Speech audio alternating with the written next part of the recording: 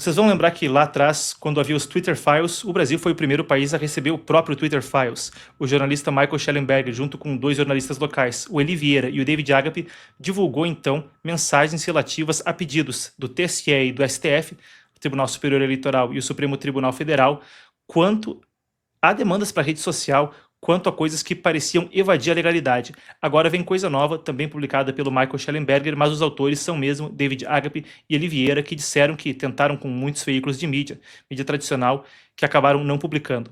O que vem à tona é uma continuação que Schellenberger apelidou os arquivos do 8 de janeiro. Isso é uma sequência das reportagens da Vaza Toga, do Fábio Serapião na Folha de São Paulo, com o Glenn Greenwald. Agora foram divulgados novos arquivos relacionados aos acontecimentos de 8 de janeiro. A publicação aponta que o STF teria utilizado postagens em redes sociais para embasar prisões de manifestantes e apoiadores do ex-presidente Jair Bolsonaro depois dos acontecimentos do 8 de janeiro de 2023. O que elas revelam é que, dentro do Supremo Tribunal Federal, em essência, havia uma triagem das pessoas detidas e então decidia-se, como um dos fatores para que fossem presas ou soltas, uma avaliação das suas redes sociais. Segundo esses novos documentos, o gabinete do ministro Alexandre de Moraes teria montado uma equipe secreta e irregular de vigilância digital, utilizando os conteúdos publicados como um critério. De acordo com os dados vazados, a força-tarefa funcionava num grupo confidencial no WhatsApp, que produzia relatórios informativos que não tinham base legal. Também utilizaram, então, como a gente disse, postagens como fundamento para prisões preventivas. Foi imposta a barreira de acesso dos advogados às provas. O que a gente quer dizer com isso é que esses relatórios, claro, não estavam acessíveis aos advogados daqueles que estavam sendo detidos. E ainda se recorreu a um banco de dados biométrico de forma ilegal para identificar os envolvidos. Isso é o GestBio, que é um sistema biométrico do TSE que armazena dados biométricos dos eleitores brasileiros, como impressões digitais e imagens faciais. Então, esses dados do TSE, que visam garantir a integridade do processo eleitoral, foram acessados de forma irregular para fazer a triagem com o pessoal do 8 de janeiro. Inclusando, então, dados biométricos com imagens, com outras informações, para localizar e reconhecer os manifestantes. O negócio é alarmante porque parece acontecer sem o processo legal, o devido processo legal, ou uma autorização judicial adequada. Aí tem alguns casos, eu posso passar com vocês e a gente tem aqui algumas das coisas que foram reveladas. Primeiro, essa é a publicação do Michael Schellenberger que vem à tona, onde ele traz isso, primeiro num fio, numa thread no Twitter. A reportagem também foi divulgada no Public, que é o veículo que ele administra. E depois a gente tem aí algumas das imagens que foram divulgadas, aonde se pede para se soltar ou não. A gente vê então membros do gabinete do ministro Alexandre de Moraes falando para revisar as redes sociais. Alguns casos em particular chamam a atenção. Um deles aqui é de Adenilson Demétrio de Córdova, que recebeu uma classificação positiva. E para centenas de manifestantes, uma classificação positiva significava que você provavelmente, melhor dizendo, com certeza ficaria detido, e uma avaliação negativa significava que tinha uma chance maior de soltura. O critério para avaliar se era positivo ou negativo eram as redes sociais. Então esse exemplo aqui de um dos documentos que está ali no caso fala de Adenilson Demétrio de Córdova com uma classificação positiva, ou seja, que deveria permanecer detido por conta de uma única postagem. São muitas as coisas aí, mas esse por causa de uma única postagem encontrada no X, que estava vinculada a uma petição intitulada Manifesto da Nação Brasileira em Defesa da Liberdade, que foi publicada meses antes das eleições de 2022. Bom, é muita coisa para a gente dobrar, a gente vai passar por alguns dos detalhes do caso. Eu converso agora a respeito com um dos advogados que é ouvido na reportagem, o professor de Direito Constitucional, o primeiro advogado dos inquéritos das fake news e autor do livro Censura por Toda Parte, doutor André Marcília. Vamos lá então. Boa tarde, doutor. Boa tarde, Marcos. Boa tarde a toda a audiência. Prazer estar aqui com vocês.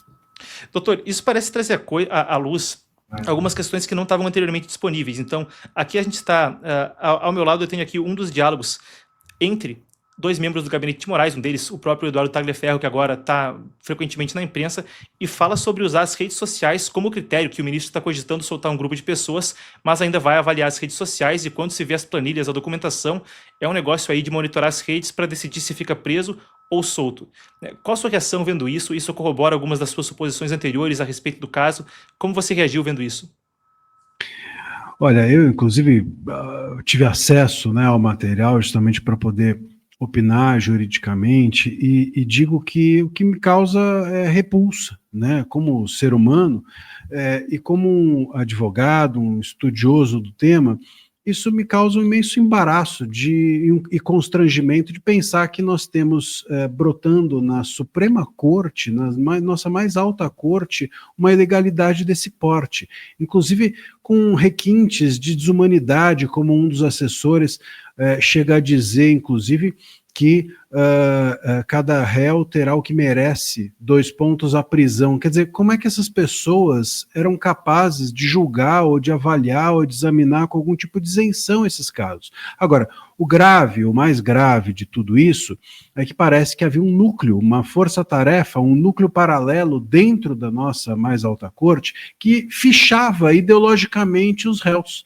né? Então, da mesma forma como na Segunda Guerra haviam os guetos, colocavam-se carimbos nas pessoas, parece que ideologicamente a nossa Suprema Corte, para julgar dessa ou daquela forma, fichava as pessoas a partir do comportamento ideológico ou da sua predileção política para dar a elas essa ou aquela destinação nas audiências de custódia.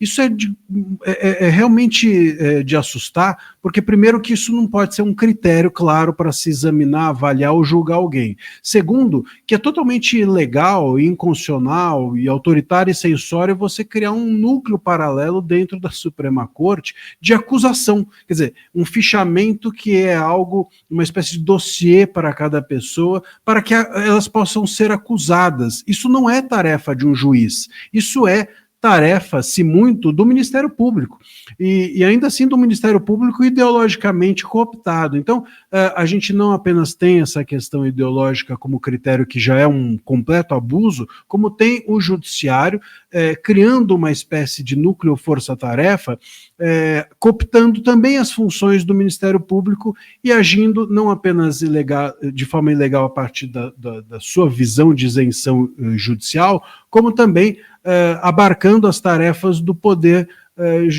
do Ministério Público. Então, é por todas as formas com que se olha essa questão, nós temos uma completa irregularidade e esses processos todos são nulos.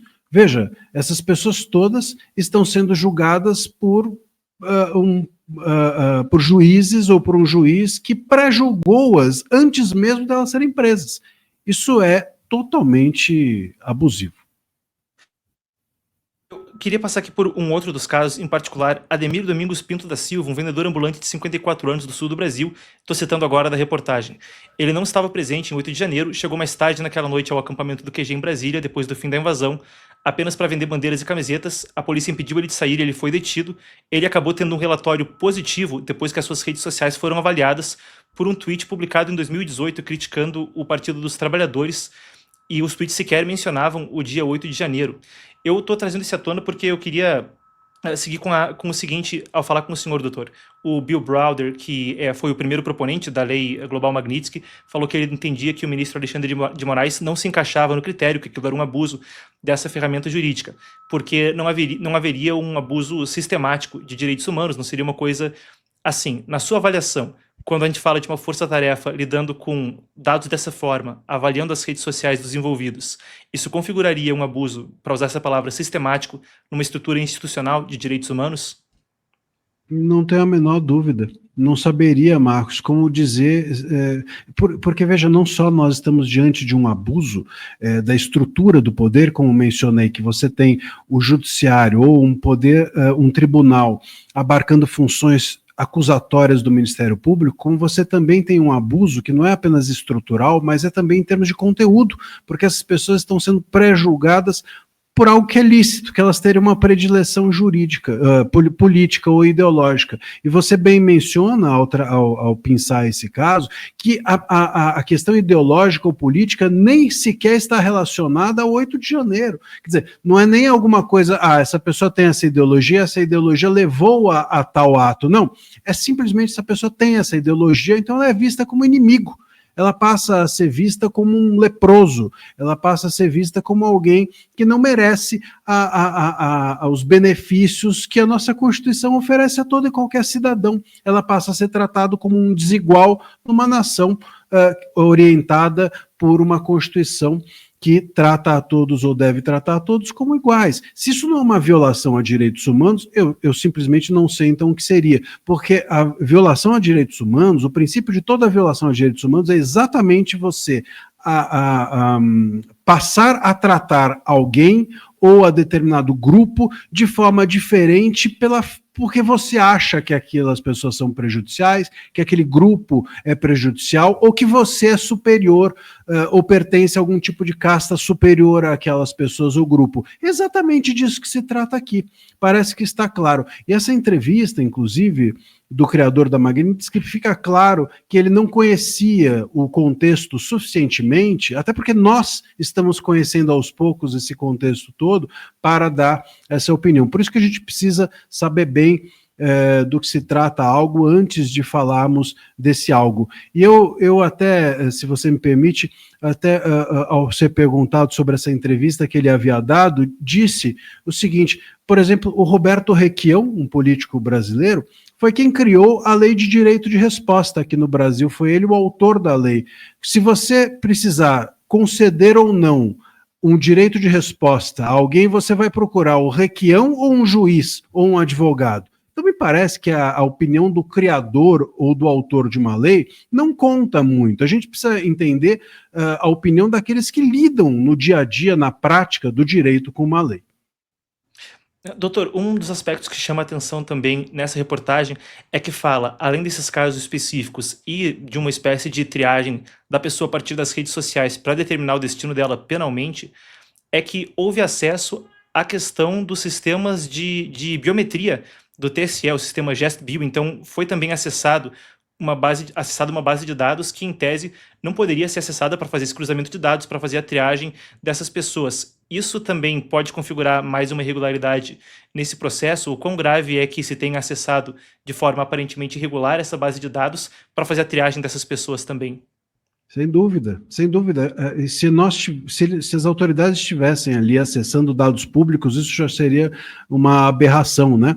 Criar-se um dossiê para penalizar as pessoas, sendo que essa não é a função do juiz e sendo que a ideologia de alguém não é algo que pode ser tomado como um ilícito. Agora, no momento em que você passa a acessar dados sigilosos dessa pessoa, dados protegidos, ou dados que mesmo as autoridades públicas precisam justificar a razão de acessar tais dados, bom, nós temos novamente mais uma irregularidade. A menor, digamos assim, dentre todos esses abusos, isso passa despercebido, mas sem dúvida é uma irregularidade. Tanto que as autoridades públicas, elas precisam colocar a sua assinatura no momento em que elas acessam dados protegidos dos cidadãos, justamente por isso, porque você precisa justificar, mesmo sendo uma autoridade, a razão de acessar esses dados.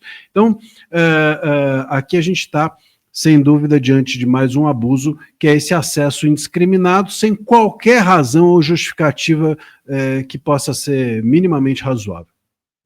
Doutor, uma das questões que eu queria perguntar também nesse sentido é que, claro, ninguém tinha acesso a isso anteriormente, mas um dos grupos que não tinha eram os advogados, que mesmo que não tinham acesso a essa parte do processo, não tinham esse acesso aos autos, e isso também convida a uma reflexão no sentido de OAB ou entidades de classe, ou a classe dos advogados como um todo.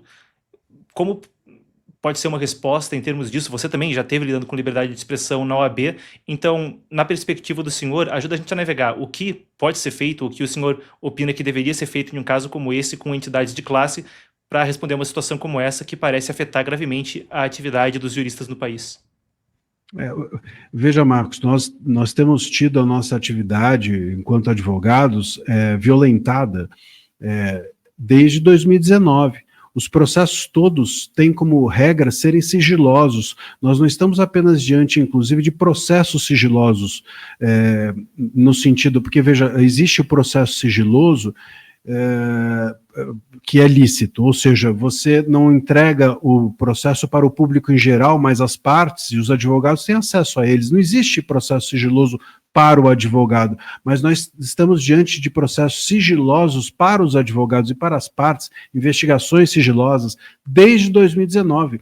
Nós estamos, inclusive, diante de atos secretos que são realizados ou foram realizados dentro desses processos todos, como, por exemplo, esse. É um ato secreto, é um ato que não é sigiloso. Sigiloso é aquilo que você depois transparece. Esses atos, se eles não fossem, de alguma forma, revelados por essa Vaza Toga 2, assim tem sido chamada, ninguém saberia. E por que ninguém saberia? Porque é ilícito, porque é ilegal, é óbvio que então ninguém saberia. Então nós estamos diante de atos secretos, que é algo que nos remete ao pior de qualquer trato jurídico, né? Atos secretos é aquilo que a gente tinha nos processos de Moscou, atos secretos é aquilo que a gente tem hoje nos regimes totalitários, em que você tem uma autoridade que faz o que quiser com o seu cidadão.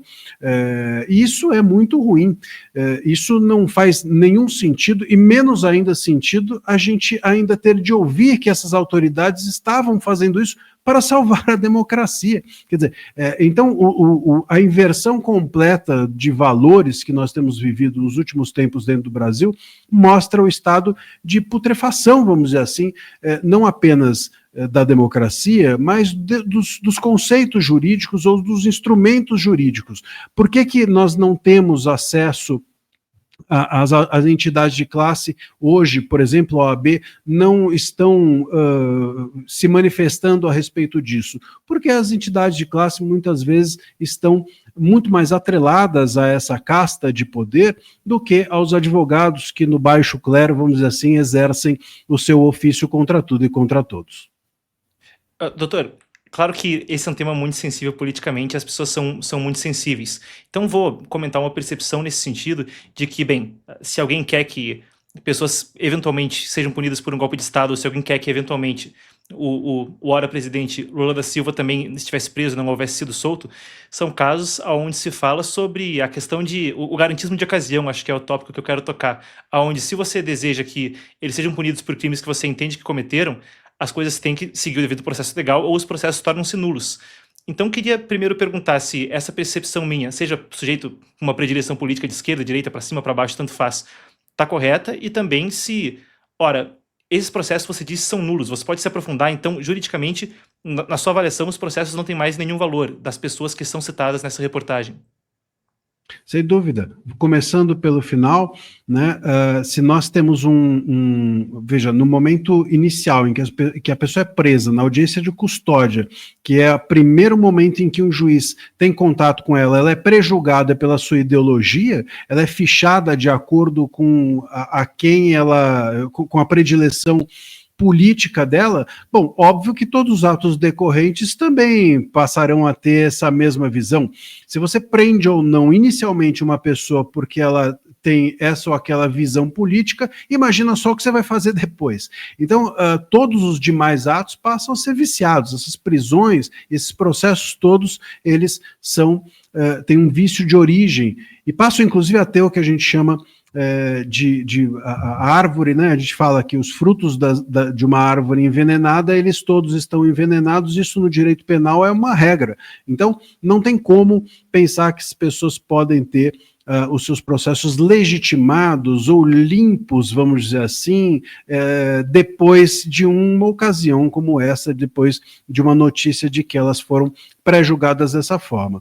A respeito do garantismo dentro do Brasil, eu acho que no Brasil o garantismo ele é uma falácia, ele é apenas uma palavra solta utilizada para a defesa de interesses. É isso que me parece, porque realmente, do ponto de vista jurídico, os advogados, os políticos, e até mesmo certa parte da imprensa que durante, por exemplo, a Lava Jato dizia e falava a todo momento de que o garantismo era importante, estava sendo violado esse ou aquele direito, essas pessoas hoje ou estão aplaudindo o que está ocorrendo, ou estão em silêncio, e eu não sei o que é pior.